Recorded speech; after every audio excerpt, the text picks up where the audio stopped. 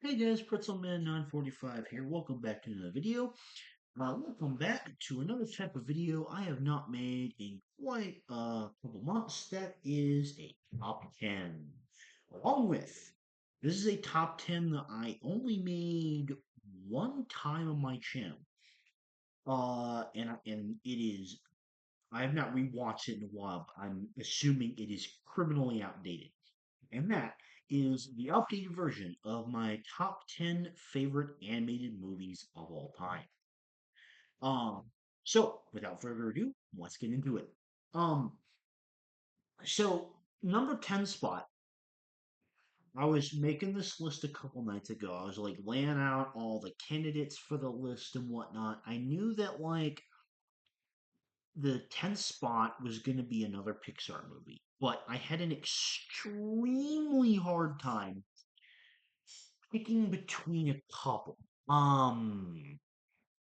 I considered Finding Nemo. I considered Incredibles. I was gonna put Up, and it was tying with that. It was tying with the movie that ended up getting the spot.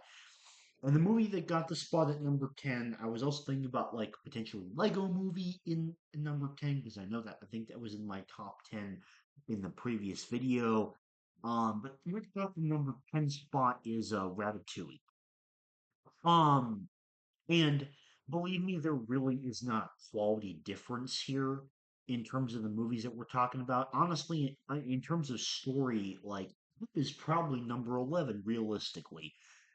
If I were to extend this to 15, like you would see, like to make up those slots, you would see Up the Lego movie, Finding Nemo, The Incredibles, and probably something else I'm not thinking of right now. But like Up probably has a better story, but the reason that Ratatouille made the top 10 is simply because when I thought about it, I think that Ratatouille is just a more rewatchable movie.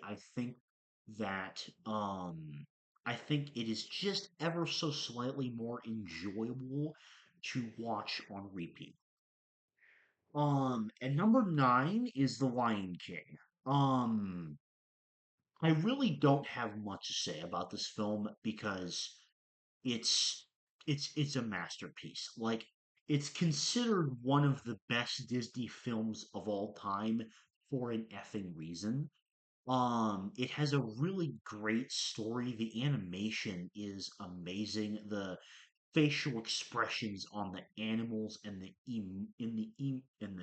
emotion is just amazing. The songs are really really good. This was in an age of Disney where their musical movies were actually good musicals.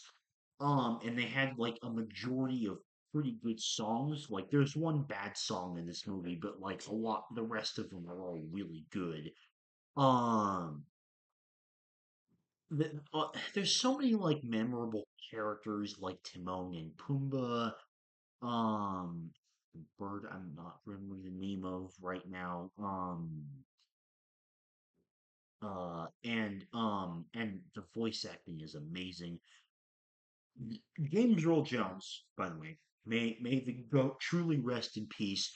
He did an incredible job as Mufasa, and like Scar is one of those villains that like when you think of Disney villain, he's probably one of, if not the first characters that you think of because he's incredibly iconic and he's a very, very good villain, by far among Disney's most evil. Um, I wouldn't quite say the best one. I think that goes to the villain of Hunchback of Notre Dame, which I'm not remember the name of currently, but um Scar is absolutely up there. Fantastic villain. Everything about this movie is just really, really good. Um, so many people have talked about it. I'm basically just like parroting other people here. So at number 8 is the best Ghibli movie of the ones I've seen. I talked about this a little bit in the anime tier list I made. Um, Part 2 coming in December. We'll leak for that, by the way. Um, uh but this is my favorite Ghibli movie of the five I've seen so far. I've seen two extras. I'm probably gonna watch some more in between now and December. Um, yeah, this one is my favorite because I rewatched Princess Mononoke because originally I had that slightly over Howl's Moving Castle, but I also rewatched Howl's Moving Castle semi recently, and I'll talk about it a little bit more during the tier list. I don't know if it's going to affect the placement of Princess Mononoke, but um, I didn't like Ashitaka as much. Versus I think Howl's Moving Castle is just a tiny bit more consistent, and I like the very I really like the very the th- I can't get my words out. My favorite thing about this movie is the fact it's extremely imaginative. Um, there are so many aspects of it that I feel like are just completely so creative and fun, and I feel like it's like the creativeness in this movie is I don't know if it was like risk taking, but I feel like they went to a new level of creativity in this movie and just like overall imaginativeness with like the world and the concepts and everything like that. And it's so fun. And that's really what makes this movie so enjoyable to watch is it's just a really fun watch. The main romance is really good. The two mains are very captivating. Um, and it doesn't really have a core villain, but it kind of has a core villain, but it's also not that central to the plot. Um, I think the way that it explores the like how as a character is actually really interesting and well explained. It also beyond just being like fun and imaginative, it also gets really creative with like the kind of like really weird things. There's a lot of like really weird imagery in the second half of the film, but it's not like it still flows together very cohesively, I think. And on top of that, like I mean, I love Joe Hisashi's soundtracks to all the Ghibli films I've heard, but Howl's Moving Castle is definitely my favorite. At some point, I'm going to make a top 10 film soundtracks list. And then that's going to be like its own series of videos. But this movie is absolutely in that list of my favorite film soundtracks for sure. Um, at number seven is The Nightmare Before Christmas. So I'm gonna get this right out of the way. This is Halloween is one of my favorite songs of all time. Uh, um, I feel like I can listen to that song on repeat and like never get tired of it. Also, we played part of it as like part of a medley of Danny Elfman for um my band concert that was about like 3 weeks ago. About uh um anyway, um and so besides that fact, um I I really love this movie because there's nothing else quite like it. And I will not be the first to say I am not a particularly big fan of. Hold on. Okay. I don't know how I forgot Tim Burton's name. I just completely blanked on it. But like I would say in general, I'm not really a huge fan of Tim Burton's works. I think he's really, really weird, and he makes very, very weird films that are not necessarily that good in quality. But Nightmare Before Christmas is the absolute exception. It is such a creative concept for a story, and being this idea that there's all these like holidays that mix in with each other, and as a result this movie is so good, as I'm sure you've heard a lot of people say, like it's perfect as both a Halloween movie and a Christmas movie. It accomplishes both of those in great. um Jack as a main character is just, he has so much charisma, and it's so much fun to follow him around and like watch his curious journeys and whatnot. And then just like exploring all the another thing about this is like the world building it does is very is very like well self-contained, because you get to explore so many cool and creative like traditionally like things that you would associate with the Halloween aesthetic, but there's also a lot of style and creative spin put on it. um Also to where it's very well like self-contained, as I said, because you also don't feel like you're missing out, and like you learn that there's like special things for like Easter, Thanksgiving, some other ones I can't remember. But like you only really explore Halloween and Christmas, but you're fine knowing that. Like, it doesn't feel unsatisfying to not explore those, which I am actually quite a fan of, to be honest. The only thing I don't like about this movie is I think the romance subplot is honestly kind of garbage.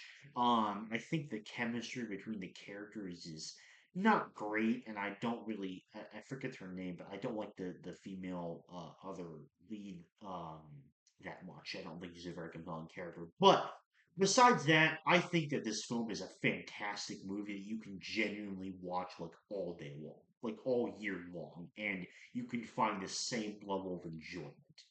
Um, and number six, and my personal favorite Disney movie of all time is Aladdin. Um, between the two, I've had phases where I thought that The Lion King was better, but when it comes down to it, I like rewatching Aladdin more. And I love rewatching both films because The Lion King and Aladdin are easily my two favorite Disney films. And that's not even close. I have other ones I really like, but like those two, it doesn't even come close. Unless you're counting Nightmare Before Christmas, because then that would also be like in that like territory as well. But Aladdin, this is like even not even among animated movies. This is just like one of the most rewatchable movies like of all time. I can't tell you how many times I freaking rewatched this movie. Um, it is such a good movie. It has such like fun characters. The plot is so fun. The genie, Robin Williams as the genie, is so entertaining. It is such a funny movie.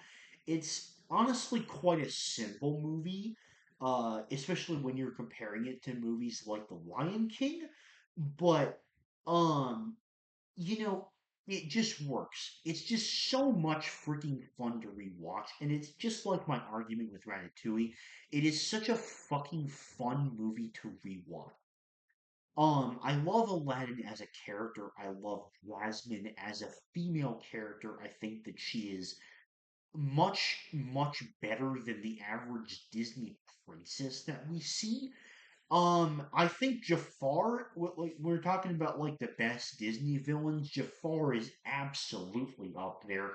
He has so much personality and charisma, and he's so like comically evil. His parrot is hilarious, and his plotting and scheming, it's so obvious and yet so lovably devious. He is such an enjoyable, fantastic villain. Definitely does not have the same depth as like Scar or some other ones, but like such an enjoyable, just like overall charisma to him that just makes him a really really fun villain. Excuse me. And number five is Toy Story 3. Uh, this is my second favorite Pixar film of all time. My first is actually the next slot above, but Toy Story 3 first.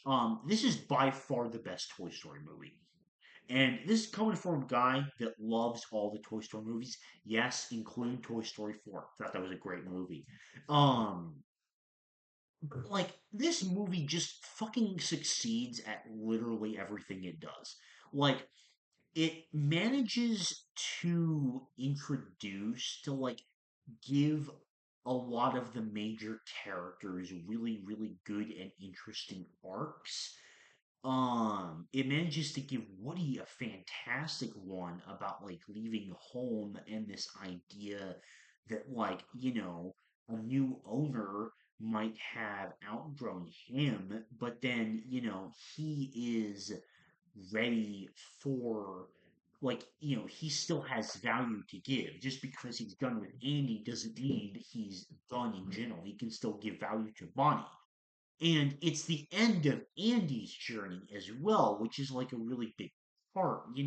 It feels like you've kind of grown up with the movie, and obviously like millennials probably have way more of an experience like that than me, because like they were probably around Andy's age when they saw that movie. But um you know like rewatching it now as I'm like college age, I totally like understand the kind of like values that people get from this movie, whether they're like adults or like people going into college and stuff like that. um I think Lotso is a fantastic villain, definitely up like it would be hard for me. I would have to think a bit if he's my favorite Pixar villain. He probably is. I just would have to think to make sure there's not any other one that I'm forgetting. But he is definitely one of my favorite Pixar villains. Um, he's like honestly like one of the best twisted villains I can really think of, because he has such a different personality at the start, and then you really really dig into his sad past, and you learn a lot about him as a character, and it makes him really really interesting. And considering this is a movie about toys, like the themes that Lotso like covers as a villain is shockingly deep. And I am a really, really big fan of it. I think Watto is absolutely written. Um, I also just like this movie by far has like my favorite chemistry of all the toys. Like, just seeing them all, like bonding together, like seeing them talk like that scene, in the incinerator, like I like when I was a little kid, I could not think of more scenes that just stood out in my head for just being so cool and so good than that scene. Um, because it was so like attention for a freaking movie about toys, bro. That's why this movie is just so well made. Um, and but also like, I think this is probably the funniest Toy Story movie as well. I mean, obviously, like Toy Story 4 has the one gag that I think is probably the funniest Pixar gag of all time. But I think overall, this is the funniest Toy Story movie. Um, because there's just so many good gags, and I absolutely love the entire ridiculousness of the whole like prison break plot line. I think it's so entertaining. Like every time that I rewatch this film, just like how like crazy in depth it is. It's just what raises the entertainment value of this movie to such a high degree, and I love it. Okay, sorry for the cut. I had to answer a text from my mom. Um, so yeah, I think that about sums up my thoughts on Toy Story 3. At number four, and my favorite Pixar film of all time. I don't care how much shit I'm gonna get for this. I really do not give a single flying fuck. It's Cars. And is this nostalgia bias? 1,000,000,000%. Do I care? Absolutely fucking not. I love this movie. Absolutely love it. This is probably in my top 20, top 25 films of all time. I don't know. Um, I haven't looked at that list in a minute, but so I don't quite remember exactly where it places. But um, this th- everything about this movie I think just works so well.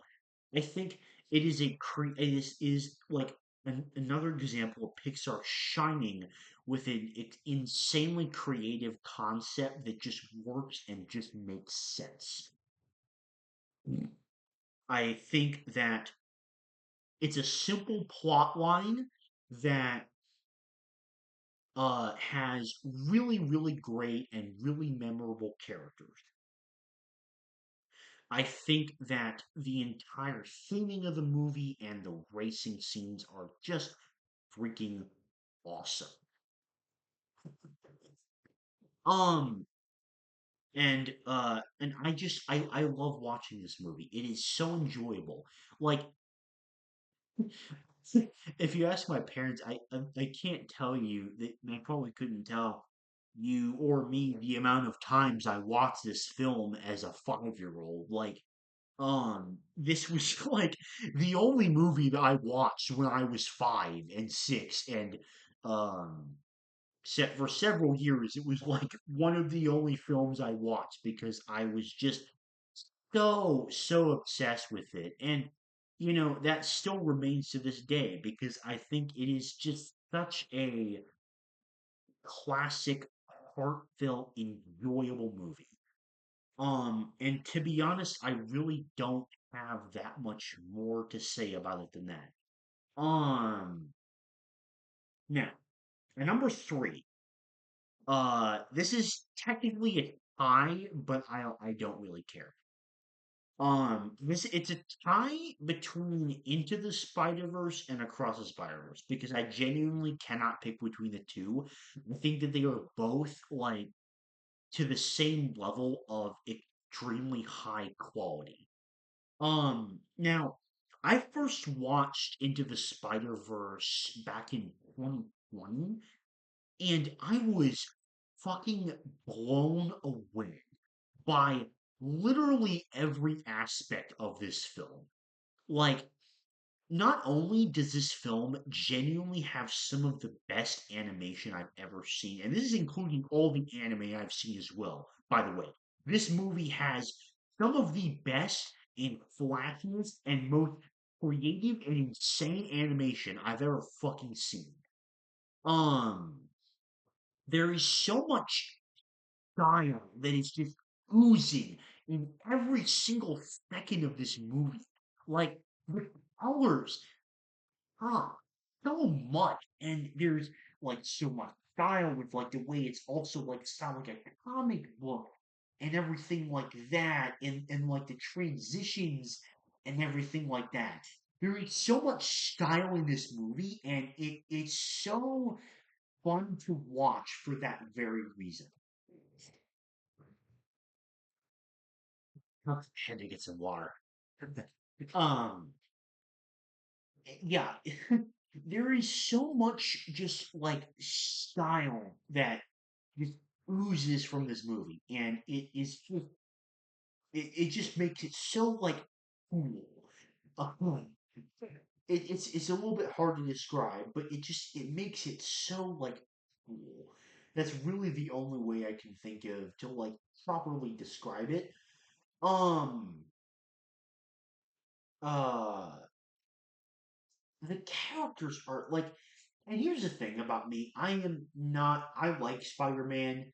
I think he's cool. Me and my dad talked about this in the MC in his MCU list that we made together.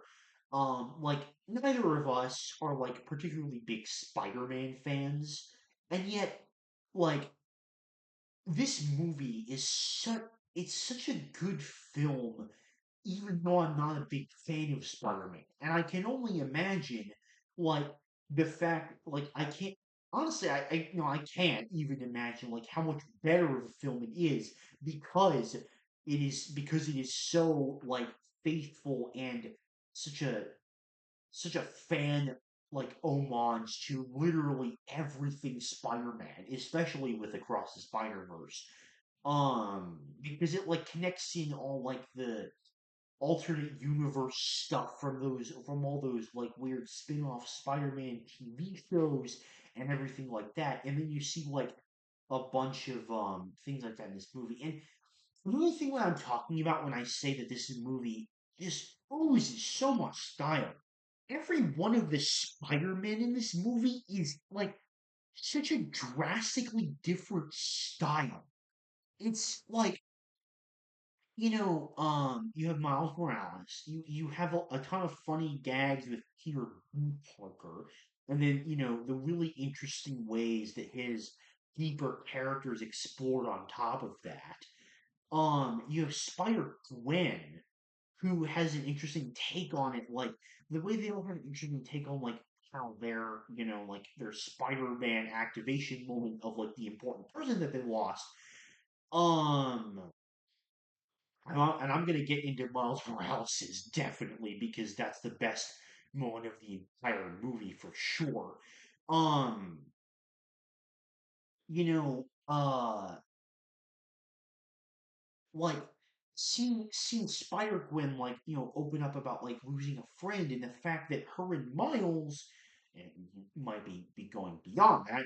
Who knows? I think that's personally the direction it's headed, especially based on what happened across the Spider-Verse. But it's like a real genuine friendship that's really cool to see.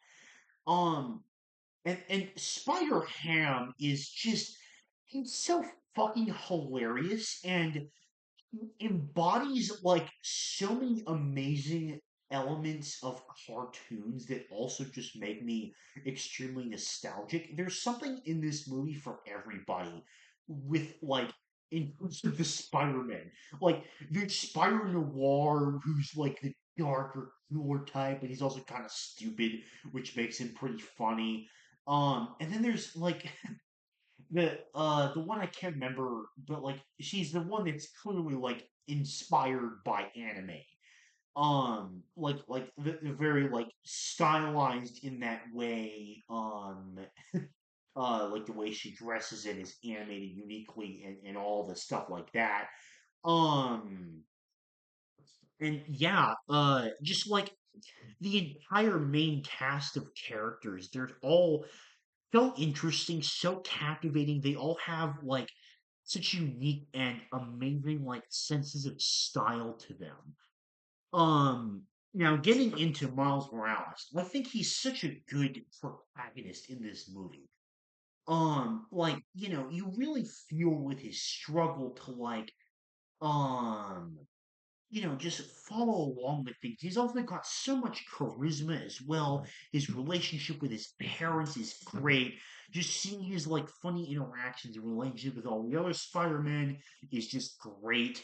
And then, seeing his moment where his uncle Aaron is killed, like it's just especially that being only a couple minutes after the insane reveal that the Prowler, one of the biggest villains of the movie, is actually Uncle Aaron. It's just amazing. It's such brilliant character writing. And speaking of villains, we have to talk about Kingpin.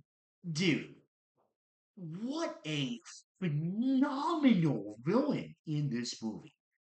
Like, in terms of animated villains, I hadn't really thought about it much, But like the more I think about Kingpin in this movie, absolutely fucking on that list for sure, no question. Um,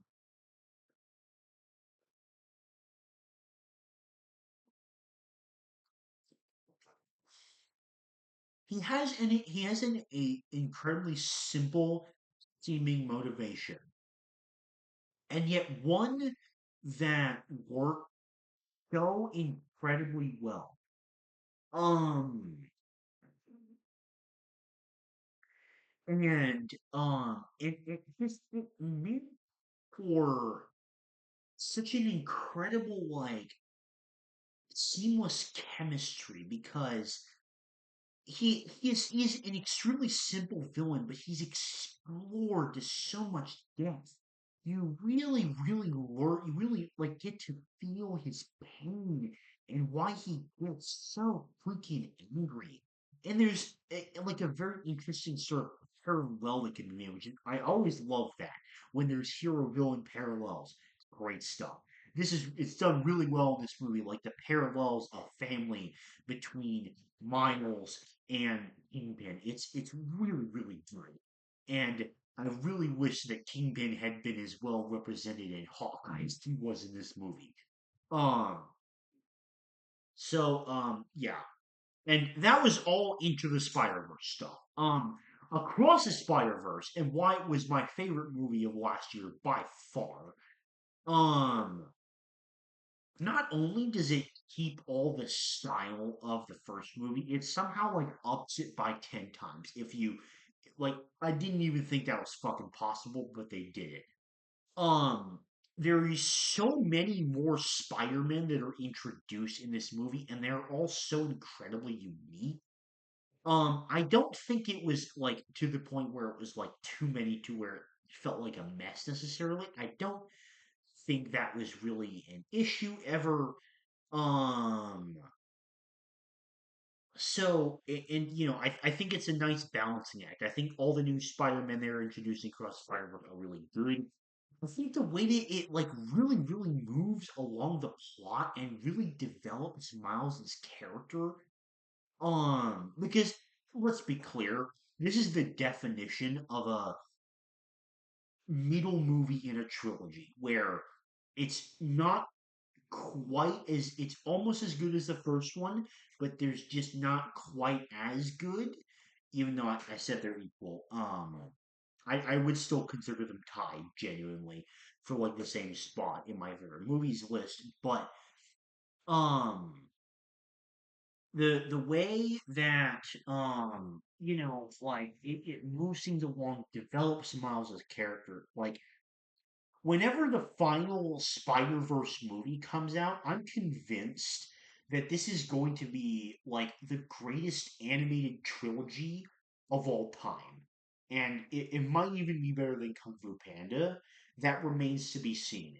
Um, but um, it will definitely be up there as like one of the overall just like greatest trilogies of all time, like greatest movie trilogy specifically. I mean, but uh, yeah. um, I absolutely fucking love these movies. If you have not watched them, I don't care if you know nothing about Marvel, if you know nothing about fucking Spider-Man. You don't need to know anything about fucking Spider-Man to watch this movie. It is such an incredible movie, like so well made on so many different levels. Um, and yet it's still number three on this list, which should really tell you something. Number two, speaking of Kung Fu Panda, number two is a tie between all three Kung Fu Panda films, not counting in four because I hadn't really talked about on this channel, but I thought four was fine. It was like a 6 out of 10. Um, had some decent things, but also had some things I didn't really enjoy. It was a okay movie. Um, Now, one through three, though, I think that they are like basically perfect, all of them. I know it's kind of an unpopular opinion to like all three equally, and I'm going to explain why I like all three equally because I know that three is definitely like the least popular of the trilogy.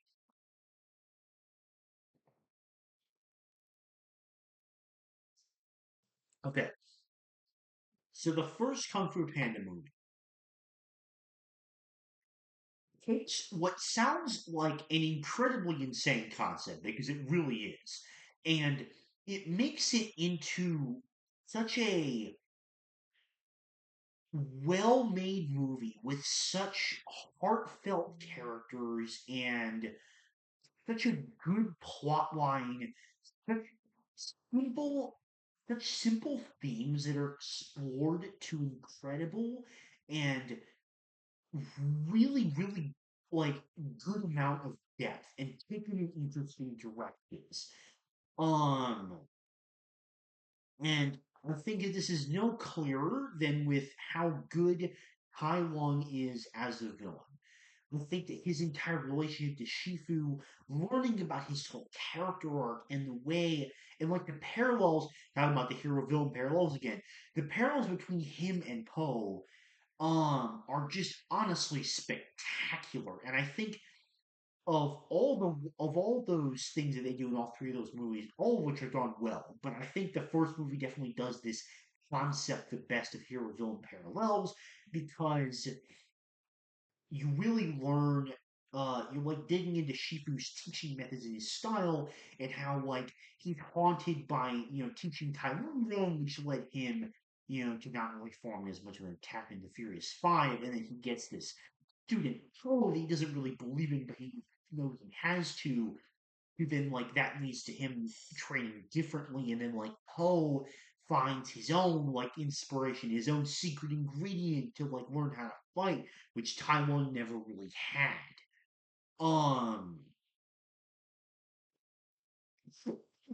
it's so good. I just spent like that entire just thing rambling because I love Kung Fu Panda so much. The Kung Fu action scenes are so good and everything is so awesome. Like the 2D animation is amazing. Everything about this movie is fucking awesome. Let's get into the second movie, which has by far the best villain. Lord Shen is definitely on my favorite animated villains list, and I don't think it's quite enough to make my top 10 villains of all time list. Probably top 15 if I had to say. Um so yeah. Um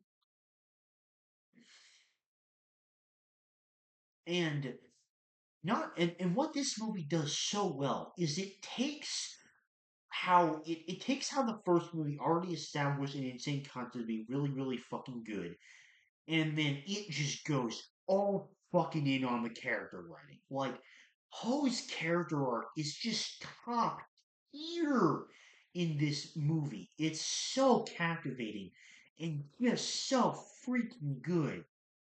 Um, and then the top tier animation action quality once again continues. You really like dig into his like feelings of confidence in his like relationship to the five. Really exploring Lord Shen as a villain. Lord Shen is incredibly captivating. Like learning the parallels between them and the way that like the seer connects them is just really really good. And now Kung Fu Panda 3 about that. Honestly, the reason that I like it equally as much as the first two, it definitely doesn't do as much in terms of like character writing or theme exploration or anything like that. And yet, kind of like what I said about Spider Verse, it has like in a different way, obviously, but it has so much like style and fun and energy to it that I think just like elevates the watching experience to the same level of enjoyability that I get from the first two films. I think Kai is a really goofy, funny villain that obviously is not too deep. Definitely the least deep of all the Kung Fu Panda villains. And yet, the reason I think of this movie as like equal to the rest is because it's just so fun to watch. This is currently my favorite animated trilogy of all time. Like I said, the final Spider-Verse movie may change that. We'll have to see whenever it comes out. But nothing is beating my number one spot. And I've talked about it many, many times on this channel before. That is Your Name. This is the most beautiful movie I've ever seen. And like I talked about in the pretty big Shinkai kind of rant video that I made a little while ago, I think this is like his one exception. I think this is like truly where it's a great vision and it was executed to absolute fucking flawless perfection. The character writing is so good. The supernatural concept that it incorporates into the teen romance really, really work. They feel like they're really connected to the core concept. I feel like both characters are explored incredibly well. This movie is so just like, above all, it is so like perfectly emotionally satisfying. And that just makes it absolutely incredible.